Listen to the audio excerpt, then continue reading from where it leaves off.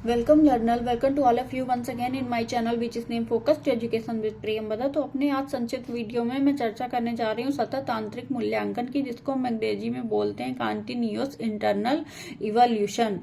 विगत कुछ वर्षों से परीक्षा सुधार कार्यक्रम के रूप में सतत आंतरिक मूल्यांकन के शैक्षिक विचार जगत में चर्चा का विषय है। यानी विगत कुछ वर्षों से क्या है, जो परीक्षा सुधार कार्यक्रम चलाए जा रहे हैं उसमें मुख्य रूप से सतत आंतरिक मूल्यांकन, लगातार होने वाला आंतरिक मूल्यांकन का विचार शैक्षिक जगत में चर्चा का विषय बना हुआ है। मतलब आंतरिक मूल्यांकन का क्या है, जैसे हम किसी कोर्स में दाखिला लेते हैं, यूजी में या पीजी में हमारा सेमेस्टर वाइज एग्जाम हो रहा है, तो हम उसमें क्या करते हैं, तो हमारा सेमेस्टर होता है, उसके अलावा जो हमारा आंतरिक मूल्यांकन होता है, T1 हो गया, T2 हो गया, असाइनमेंट हो गया, प्रोजेक्ट हो गया, तो वह एक बहुत ही भूमिका अदा करता है व्यक्तित्व, एक बालक के व्यक्तित्व विकास में, उसकी शैक्षिक उपलब्धियों में कि किस प्रकार से वो शिक्षा प्राप्त करके क्या उसके अंदर ज्ञानार्जन हुआ, कितना उसके अंदर बदलाव आया पहले की और बाद की दिशा में, तथा आंतरिक मूल्यांकन से मतलब प्रेरित होकर के वह जो बाहरी इंटरनल एग्जामिनेशन होता है, जो यूनिवर्सिटी कंडक्ट करवाती है, उसमें वो कितना निपुण, कितना योग्य बन के निकलता है। तो चलिए शुरू करते हैं जानना। सतत आंतरिक मूल्यांकन का प्रत्यय वस्तुतः परीक्षा सुधार के दो सिद्धांतों पर आधारित है। सतत आंतरिक जो मूल्यांकन क्या है, उनका क्या कॉन्सेप्ट किस पर आधारित है, परीक्षा सुधार के दो सिद्धांतों पर आधारित है। तो प्रथम, जो व्यक्ति अध्यापन का कार्य करे वही व्यक्ति मूल्यांकन का भी कार्य करे, तथा द्वितीय, मूल्यांकन कार्य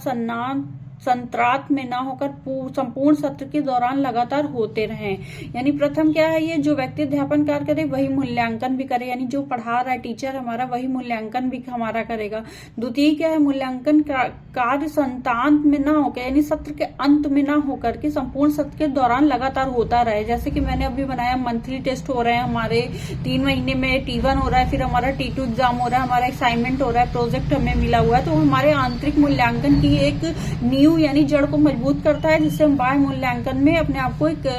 शैक्षिक उपलब्धि में प्राप्त करके एक कुशल हम विद्यार्थी बन सकें।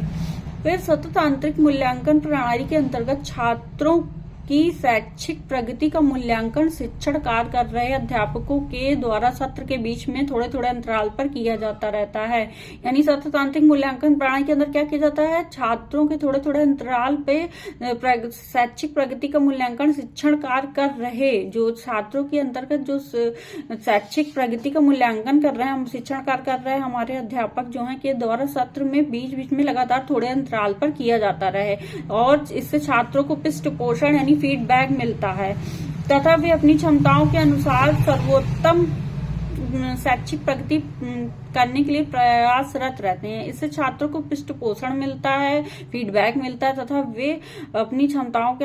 अनुरूप सर्वोत्तम शैक्षिक प्रगति के लिए प्रयासरत रहते हैं। जो उनकी क्षमता है उसके अनुरूप वो उस लक्ष्य को प्राप्त कर सकें, तथा वे अपनी सतत आंतरिक मूल्यांकन में अध्यापकों के द्वारा छात्रों की शैक्षिक प्रगति का मूल्यांकन करने के लिए, यानी सतत आंतरिक मूल्यांकन में क्या किया जाता है, अध्यापक होते हैं, जो हमारे अध्यापक है उनके द्वारा हमारी शैक्षिक प्रगति, छात्रों की शैक्षिक प्रगति का मूल्यांकन करने के लिए लिखित परीक्षाओं के अतिरिक्त मापन व मूल्यांकन की विभिन्न प्रविधियों का, टेक्निक्स का व उपकरणों का, टूल्स का प्रयोग किया जाता है। इसे हम आगे पढ़ेंगे जब हम साइकोलॉजी पढ़ेंगे कि क्या क्या टूल्स हैं जिससे हम मेजर करते हैं। हम पढ़ते हैं कि हमने एटीट्यूड मेजर किया विद्यार्थी का, उसका हमने एप्टीट्यूड मेजरमेंट किया, इंटेलिजेंट मेजरमेंट की, तो उसके लिए क्या क्या टूल्स होते हैं वो हम आगे चल के इसी विषय पे चर्चा करेंगे, तब तो हम इसको जानेंगे, समझेंगे कि इसका क्या शिक्षा में महत्व है। सतत आंतरिक मूल्यांकन छात्रों के साथ साथ अध्यापकों को भी अपनी शिक्षण योजना में सुधार करने के लिए अवसर प्रदान करता है। सतत आंतरिक मूल्यांकन का है, छात्रों के साथ साथ जो शिक्षक है, अध्यापक है, उनको भी अपनी शिक्षण योजना में सुधार करने का अवसर प्रदान करता है। जाहिर सी बात है, जब हमारा सतत आंतरिक मूल्यांकन होता रहेगा, मंथली होता है, 3 महीने पे होता है, 4 महीने पे होता है, 1 मंथ पे होता है, तो उसके द्वारा छात्रों की क्या स्थिति है, तब से लेकर शुरुआत से लेकर उनकी क्या स्थिति है, दाखिले बाद से उन्होंने कितनी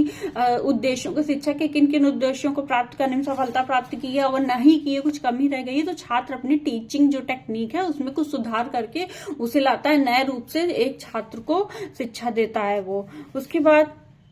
छात्रों द्वारा अर्जित ज्ञान छात्रों द्वारा अर्जित ज्ञान व कौशल की जानकारी के आधार पर अध्यापकगण भी अपनी शिक्षण व्यू रचना को यथावश्यक परिवर्तित कर सकता है। छात्रों द्वारा अर्जित ज्ञान कौशल की जानकारी जब मिलती है सतत मूल्यांकन में, आंतरिक मूल्यांकन में, तो अध्यापकगण क्या कहते हैं, उसी आधार पर अपनी शिक्षण व्यू रचना टीचिंग स्ट्रेटेजी को यथावश्यक परिवर्तित कर सकता है। निसंदेह सतत आंतरिक मूल्यांकन का यह प्रत्यय न केवल परीक्षा सुधार की दृष्टि से वरन संपूर्ण शिक्षा प्रणाली में वांछित सुधार लाने की दिशा में सार्थक कदम है। अनेक कार्यशालाओं व विचार गोष्ठियों में इसके विभिन्न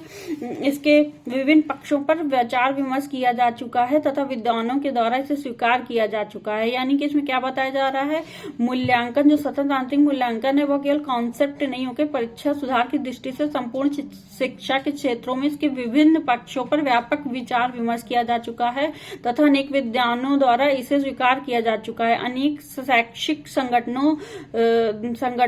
तथा परीक्षा समितियों ने इस विचार को सिद्धांत के रूप में स्वीकार किया है। अनेक जो शैक्षिक संगठन है, विद्यालय हो गया, महाविद्यालय हो गया, प्राइमरी स्तर का विद्यालय हो गया, परीक्षा समितियों ने तथा जो परीक्षा के लिए कमेटी गठित की गई है, इस विचार को सिद्धांत के रूप में स्वीकार कर लिया गया है तथा कहीं कहीं पर तो इसका कार्यान्वयन भी किया जाने लगा है।